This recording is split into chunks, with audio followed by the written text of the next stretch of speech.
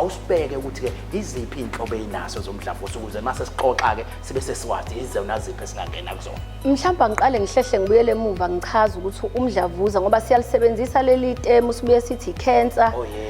Abantu banga understand ukuthi kusukaphi. Omunye uthola ukuthi ekhaya kwazi kwahamba ugogo kwahamba umama kungaziwa ukuthi uphethwe yini. Umdlavuza ke indlela elula yokubeka ukuze abantu bakithi ba understand. Umdlavuza ufana mangabe unesibazi. Umzimba unendlela yokuyipholisa. Kodwa uma sekupholile uphola ume. Mawunomdlavuza ke lokhu kuphola okufakwe ngokwendalo emzimbeni kuhamba kudlulele.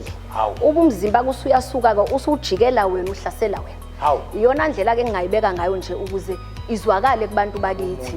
Umdlavuza kuyiwona obulala kakhulu owokuqala owebele, owe breast cancer, olandelayo kube owomlomo wesibeletho i-cervical cancer. Kuyaziwa ke from ucwaningo laka World Health Organization ukuthi South Africa is one of the countries la sibona khona kakhulu abantu besifazane bethathwa yiwo lo mdlavuza ngenxa yokuthi abantu bakithi abakajwayeli ukuthi umdlavuza awukhethi ngokwebala, awukhethi ngokuthi ukhulelephi uhlalaphi.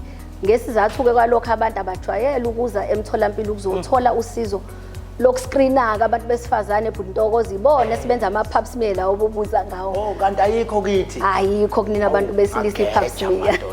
Nenibone ikakhulukazi lugadla kubantu abangakanani lesifo ushilo wathi ke ngisho nabasebenzayo niyabona ngathi nabo siyahlasela kakhulu kodwa ke abantu abangakanani kuphi kakhulukazi futhi.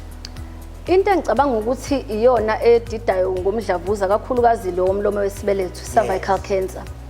Ekuyiwona engifisa ngempela siqwashise ngawo. Ugadla kakhulu from ucwaningo kubantu abaphakathi kweminyaka ka15 no44 years. Kodwa njengoba sazi ukuthi siphile esikhathini la kunabantu khona abaphila nesandulela segciwane lengculaza, sesibona abantu beya ngokwehla iminyaka abaphathwa yile mdlavuza yomlomo wesibeletho.